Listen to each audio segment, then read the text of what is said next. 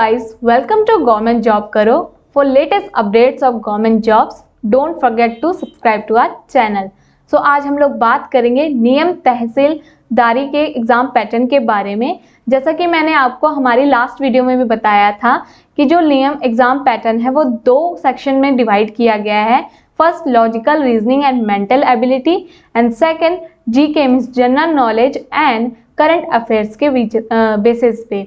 तो आज हम लोग फर्स्ट सेक्शन की बात करेंगे जिसमें से हम उसका भी सब टॉपिक निकालेंगे लॉजिकल रीजनिंग। इसके बारे में हम प्रॉपरली डिस्कशन करेंगे कि कौन कौन से टॉपिक्स जो है इसके अंडर आते हैं एग्जाम्स में और किस टाइप के क्वेश्चन जो है इनके रिगार्डिंग आते हैं। तो उसके बारे में ही सारी आज हम डिस्कशन करेंगे।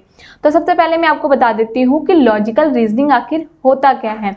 तो लॉजिकल रीजनिंग एक तरह की हमारी फंडामेंटल स्किल होती है ऑफ इफेक्टिव थिंकिंग, कि जब हम बहुत ही सोचते हैं, बहुत ही इफेक्टिव वे से सोचते हैं, तो उसी को लॉजिकल रीजनिंग कहा जाता है। तो इस समय हमारे मन में काफ़ी इस तरह के क्वेश्चन अराइज होते हैं, जैसे कि अगर ये सिचुएशन ट्रू है तो ये ट्रू ही होनी चाहिए, रियल में प्रेजेंट होनी चाहिए। अगर ये सिचुएशन ट्रू नहीं है तो ये कैसे, मतलब इसका क्या आंसर निकल सकता है। तो इस टाइप के जो क्वेश्चन है लॉजिकल रीजनिंग के दौरान ही हमसे पूछे जाते हैं क्वेश्चंस में, तो इसी को लॉजिकल रीजनिंग कहते हैं। बेसिकली लॉजिकल रीजनिंग जो है वो दो टाइप में डिवाइडेड है। सबसे पहली है डिडक्शन लॉजिकल रीजनिंग, दूसरी है इंडक्शन लॉजिकल रीजनिंग। तो डिडक्शन लॉजिकल रीजनिंग होती क्या है? जब हम कोई कंक्लूजन लेते हैं वो बेस्ड होती है on the true events of premises, की एक प्रीमिसेस के बारे में हम कंक्लूजन ले रहे हैं, वो जो कंडीशन है, वो जो प्रीमिसेस है वो सच में प्रेजेंट है, तो उसको डिडक्शन लॉजिकल रीजनिंग के अंडर गिना जाता है। और इंडक्शन लॉजिकल रीजनिंग क्या होती है? जब हम किसी प्रीमिसेस के रिगार्डिंग कंक्लूजन्स ले रहे होते हैं, तो वो कंक्लूजन जो है वो प्रोबेबिलिटी वाले आंसर्स में आती हैं कि कंक्लूजन सही भी हो सकती है और गलत भी हो सकती है। तो वो जो आती हैं सारी इंडक्शन लॉजिकल रीजनिंग कैटेगरी के अंडर। तो इसके क्वेश्चंस के बारे में पढ़ते हैं कि कौन कौन से और किस टाइप के जो क्वेश्चंस हैं वो अलग अलग टॉपिक्स के रिगार्डिंग आ सकते हैं। तो सबसे पहला जो टॉपिक आता है लॉजिकल रीजनिंग में वो है डायरेक्शन का। तो इसमें ये काफ़ी अलग अलग तरह के क्वेश्चंस पूछे जाते हैं, इसके रिगार्डिंग काफ़ी ट्रिकी क्वेश्चंस होते हैं, तो आपको ये अटेम्प्ट करना पड़ेगा। तो इसका मैं सबसे पहले आपको बता देती हूँ एग्जाम्पल एक, जैसे कि mister Deepak Mohan walks 5 kilometre towards the south and then turns to the right. After walking 3 kilometre he turns to the left and walks 5 kilometre. What direction is he facing right now? और इसके जो options हैं वो हैं west, south, north east, south west. तो इसका answer मुझे comment section में ज़रूर बताएं। नेक्स्ट जो टॉपिक है वो आता है नॉन वर्बल सीरीज के ऊपर। इसकी एग्जांपल देखते हैं कि किस टाइप के क्वेश्चंस आ सकते हैं एग्जाम्स में। तो जैसे कि select a figure from amongst the answers figures which will continue the same series as established by the 5 problem figures। तो ये प्रॉब्लम फिगर दे रखी है आपको एक साइड, दूसरी साइड आपको आंसर फिगर्स दे रखी हैं। तो आपको इनको दोनों को देख के प्रॉपर एक आंसर जो है पता लगाना है। और ऑप्शंस हैं आपके A1, B2, C3, D4, E5। तो मीन्स आपको पता लगाना है कि कौन सा जो है वो 5 प्रॉब्लम के मीन्स सेम सीरीज में आता है। तो इसका आंसर आपने हमें कमेंट सेक्शन में ज़रूर बताना है। उसके बाद नेक्स्ट टॉपिक है जैसे कि क्लॉक्स और कैलेंडर के रिलेटेड भी काफ़ी एग्जाम्स में टॉपिक्स आते हैं। तो नायब तहसीलदार के एग्जाम्स में भी इस रिगार्डिंग काफ़ी क्वेश्चंस आपको आ सकते हैं। तो इसकी एग्जाम्पल पढ़ते हैं पहले। It was Sunday on Jan 8, 2006। What was the day of the week Jan 1, 2010? अगर संडे को जनवरी 1, 2006 को संडे है, मीन्स रविवार है, तो Jan 8, 2010 में कौन सा वीक चल रहा होगा और कौन सा डे होगा वीक का? संडे, मंडे, थर्सडे या फ्राइडे? इसका आंसर भी हमें कमेंट सेक्शन में ज़रूर बताएं। देन आते हैं आपके क्वेश्चन जैसे नंबर रैंकिंग के अलावा रिगार्डिंग। इसका एग्जांपल लेते हैं जैसे कि in a row of trees one tree is fifth from either end of the row, how many trees are there in the row? कितने ट्री होंगे रो में? ऑप्शंस हैं A 8, B 9, C 10, D 11। तो इसका आंसर भी हमें कमेंट सेक्शन में ज़रूर बताएं ताकि हमें पता चल सके आपने कितनी प्रिपरेशन कर ली है अपने एग्जामिनेशंस के लिए। नेक्स्ट आप क्या आ सकते हैं, जैसे कि डिसीजन मेकिंग के रिगार्डिंग भी काफ़ी क्वेश्चन जो है आते हैं एग्जामिनेशन में और नायब तहसीलदार के एग्जाम में भी आने वाले हैं। तो इसके एग्जाम्पल पढ़ते हैं। Amit Khanna, born on 5 June 1973, has done his post-graduation in marketing management with first class. He has scored 50% marks in the written test. He has been working in an organization as a marketing officer for the last 4 years. तो ये आपको एक तरह की situation दे रखी है, तो इसके रिगार्डिंग आपने डिसीजंस लेने हैं। तो बताया गया इसमें कि अमित खन्ना, जिसका जो जन्म था वो 5 जून 1973 को हुआ और उसने अपनी पोस्ट ग्रेजुएशन की है मार्केटिंग मैनेजमेंट में फर्स्ट क्लास के साथ, और उसने 50% मार्क्स लिए थे अपने रिटन टेस्ट में, और उसके बाद अब वो काम कर रहा है और मार्केटिंग ऑफिसर की तरह 5 साल से एक ऑर्गेनाइजेशन में। तो ये एक सिचुएशन दे रखी है, तो इसके रिगार्डिंग आपको डिसीजन भी दे रखे हैं। तो कौन सा डिसीजन जो है इसके रिगार्डिंग फिट बैठता है आपको चूज करना है। A, be a graduate with at least 50% marks. B, have secured at least 40% mark in the written test. C, not be less than 24 years and more than 29 years on 10th October 1997. D, should have work experience of at least 2 years as an officer. E, fulfill all the criteria expect at 4 above but has expect 3 above but has a diploma in marketing management. His or her case is to be referred to general manager marketing. Fifth, F, fulfills all other criteria except 3 above but has worked as marketing officers at least for 3 years. His or her case is to be referred to director marketing. तो ये आपको दे गए हैं decisions जो आपने इस situation को देख के लेने हैं। तो इसका जो आंसर है हमें कमेंट सेक्शन में ज़रूर बताएं ताकि हमें पता चल सके कि आपकी कितनी एग्जाम की तैयारी हो गई है और आपको इसके रिगार्डिंग जो है टॉपिक क्लियर हो गया है कि नहीं। फिर आते हैं आपके क्वेश्चन कुछ एनालॉजी के बेसिस पे भी। तो एनालॉजी के बेसिस पे भी आपके कुछ क्वेश्चंस आते हैं, जैसे कि एग्जांपल फ्लो में आया रिवर, सेगमेंट, आगे क्या आ सकता है। ऑप्शन दिए गए हैं रेन, स्ट्रीम, पूल और कैनाल। तो कौन सा जो ऑप्शन है इस पर फिट बैठता है और कौन सा ऑप्शन इसका जो है राइट आंसर है हमें कमेंट सेक्शन में ज़रूर बताएं। स्टेटमेंट्स एंड आर्ग्यूमेंट्स के ऊपर भी आपके क्वेश्चंस आ सकते हैं एग्जामिनेशन में। जैसे कि एग्जांपल लेते हैं, स्टेटमेंट दी गई है एक, should India encourage exports when most things are insufficient for internal use itself? क्या इंडिया एक्सपोर्ट का बिजनेस जो है इनकरेज करेगी, बढ़ाएगी आगे, जबकि उसके जो इंटरनल मीन्स जो उसकी कंट्री में खुद को ही इनसफिशिएंट थिंग्स मिल रही है, मीन्स पूरी तरह से जो है रिसोर्सेज उनको मिल नहीं पा रहे हैं। तो आर्ग्यूमेंट्स इसके ऊपर कौन सी ज़्यादा फिट बैठती है? Yes, we have to earn foreign exchange to pay for our imports, ये उसके फेवर में है। उसके अगेंस्ट में कौन बोलता है? Even selected encouragement would lead to shortages. तो ऑप्शन देखना है, ये आपको पूरी दे रखी है स्टेटमेंट्स, आपने देखने की कौन सा आर्ग्यूमेंट इसके लिए फिट बैठता है, इसके फेवर के लिए और इसके जो फेवर में नहीं है वो। A, only argument 1 is strong. B, only argument 2 is strong. C, either 1 और 2 इज स्ट्रॉन्ग। डी, नीदर 1 और nor 2 is strong. Both 1 and 2 are strong.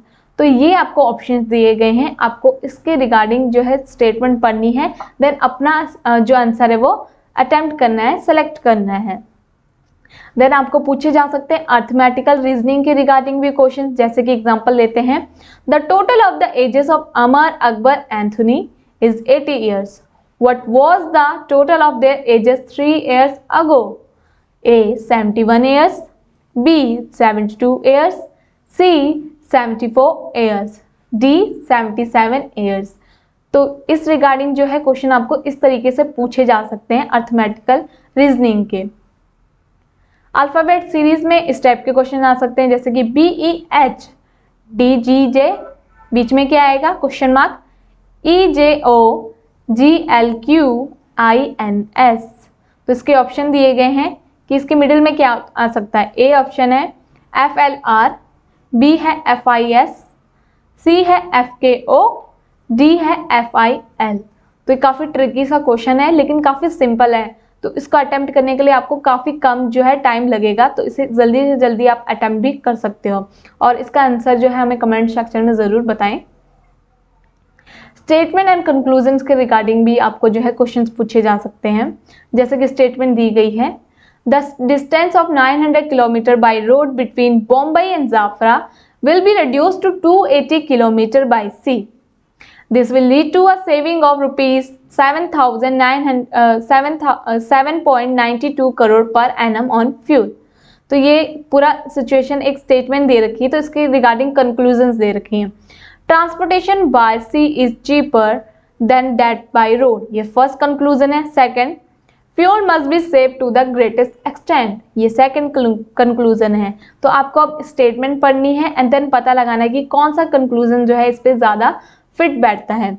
A, only conclusion 1 is follow, B, only conclusion 2 follows, C, either 1 और 2 follows, D, neither 1 nor 2 follows, E, both 1 and 2 follows. तो ये आपको options दिए गए हैं, तो इनमें से आपको इस सिचुएशन में कौन सी कंक्लूजन फिट बैठती है वो चूज करनी है। उसके बाद आपको क्यूब्स एंड डाइस के रिगार्डिंग भी क्वेश्चंस पूछे जा सकते हैं, जैसे कि how many dots lie opposite to the face having 3 dots when the given figure is folded to form a cube. तो ये आपको गिवन फिगर दे रखा है, इसके रिगार्डिंग आपने पता लगाना है ये क्वेश्चन जो पूछा गया। तो इसके ऑप्शंस आपको दिए गए हैं, A 2, B 4, C 5, D 6। Then आपको डाटा इंटरप्रिटेशन के रिगार्डिंग भी क्वेश्चन पूछे जा सकते हैं, जैसे कि किसी भी फॉर्म में डाटा इंटरप्रिटेशन आपको दिया जा सकता है, पाई चार्ट, हिस्टोग्राम, ये डायग्रामेटिकली फॉर्म में आपको दिए जाएंगे। एक सिचुएशन आपको उसको अलग अलग क्वेश्चन पूछे जाएंगे, उसके रिगार्डिंग उनके आंसर्स देने होंगे। तो जैसे कि इसकी study the chart and answer the questions. The pie chart given here represent the domestic expenditure of a family in percentage. Study the chart and answer the following question. If the total monthly income of the family is rupees 33,650। तो मैं आपको pie chart दिखा देती हूँ, ये रही figure pie chart की। तो ये पूरा बताया गया है, प्रोविडेंट फंड 12% जा रहा है, फूड में 25% जा रहा है उनकी सैलरी का, हाउस रेंट में 18% जा रहा है उनकी सैलरी का, एंटरटेनमेंट में 9% जा रहा है, चाइल्ड एजुकेशन में 23% जा रहा है उनकी सैलरी में से, और मेडिकल में 13%। तो इसके रिगार्डिंग 2 क्वेश्चन पूछे गए हैं। सबसे पहला है the house rent per month is, कितना है हाउस रेंट, इस फिगर को देख के आपको क्या अनुमान लग रहा है कि कितना हो सकता है। इसके ऑप्शन दिए गए हैं, ₹6,000, बी ₹6,152, सी ₹6,057, डी ₹6,048। और सेकंड में पूछा गया the annual savings in the form of provident fund would be. तो आपको यहाँ पर परसेंटेज दे रखी है और आपको ये अमाउंट्स दे रखी है, तो आपको परसेंटेज को अमाउंट में कन्वर्ट करके देखना है कि कितनी अमाउंट जो है उनकी मंथली इनकम में से जा रही है प्रोविडेंट फंड के लिए। तो इसके ऑप्शन दिए गए हैं आपको, A ₹48,456, B ₹48,540, C ₹44,856 and D ₹45,480। Then blood relation के क्वेश्चन तो आते ही हैं एग्जाम्स में, तो ये तो ऐसे पूछे जा सकते हैं, जैसे कि pointing to a photograph of a boy Suresh, कि सुरेश जो है उसने उसकी फोटोग्राफ देखी, he is the son of the only son of my mother. तो ये बताया गया कि वो जो है सन है मेरा only son of my mother, कि मेरी मम्मी का इकलौते बेटे का ये इकलौता बेटा है। How is Suresh related to that boy, तो उस बॉय से सुरेश का क्या रिलेशन है। ए ब्रदर है, बी अंकल है, सी कजन है, या डी फादर है। तो ये ब्लड रिलेशन के रिगार्डिंग आपको इसका आंसर पता लगाना होगा। कोडिंग और डिकोडिंग के रिलेटेड भी काफ़ी क्वेश्चन आ सकते हैं, जैसे कि if tour is written as 1 2 3 4 और क्लियर is written as 5 6 7 8 4, तो spare is written as 9 0 8 4 7। Find the code for care, तो केयर के लिए क्या कोड होगा। तो इसके लिए आप देख ही सकते हैं, जैसे C को 5 बोला गया है, A को क्या बोला गया है 0 बोला गया है, R को 4 बोला गया है, E को बोला गया है 7। तो ऐसे आप देख सकते हो कि इसमें जो है कौन सा फिगर जो है इससे मैच कर रहा है, कौन सा कोड इसको डिकोड कर सकता है। तो ऑप्शन दिए गए हैं 1247, B 4847, C 5247, D 5847। Mirror images के रिलेटेड भी काफ़ी क्वेश्चंस आते हैं एग्जाम में। तो जैसे कि choose the alternative which is closely resembles the mirror image of the given combination. तो ये मिरर इमेज दे रखी है और आपको ये 4 ऑप्शन दिए गए, तो आपको चूज करना है कि कौन सा ये वर्ड जो दे रखा है इसका मिरर इमेज जो है कौन है। देन नंबर सीरीज के रिलेटेड भी काफ़ी क्वेश्चंस आते हैं, जैसे कि example look at this series 2 1 half means 1/2 1/4 और उसके आगे क्या आ सकता है, what number should come next, इसके बाद कौन सा नंबर आएगा। तो ऑप्शन दी गई है 1/3, बी दे रखी है 1/8, सी दे रखा है 2/8 और डी दे रखा है 1/16। तो इस नंबर सीरीज के बाद जो है कौन सा नेक्स्ट ऑप्शन आ सकता है, इसको भी आपने हमें इसका आंसर भी आपने कमेंट सेक्शन में बताना है। तो ये थी क्वेश्चंस रिगार्डिंग नियम तहसीलदार एग्जाम्स के, और हमने कुछ एग्जांपल्स भी पढ़ी अभी कि कैसे क्वेश्चन जो है वो आ सकते हैं और इनके आंसर हमें कमेंट सेक्शन में ज़रूर बताएं। तो ये थी लेटेस्ट अपडेट्स रिगार्डिंग नियम तहसीलदार के एग्जाम पैटर्न के बारे में। सो अगर आपको ऐसे ही लेटेस्ट अपडेट चाहिए रिगार्डिंग गवर्नमेंट जॉब्स तो हमारे टेलीग्राम ग्रुप को ज़रूर ज्वाइन करें, जिसका लिंक आपको नीचे डिस्क्रिप्शन बॉक्स में दिया गया है। और हमें कमेंट सेक्शन में इन सारे जितने भी क्वेश्चंस मैंने आपसे पूछे हैं उनके बारे में आंसर ज़रूर बताएं, ताकि मुझे आप पता चल सके कि आपने कितनी प्रिपरेशन कर ली है रिगार्डिंग योर एग्जाम्स। सो अगर आपको ये वीडियो पसंद आई हो तो लाइक शेयर सब्सक्राइब करना मत भूलिए। Thank you.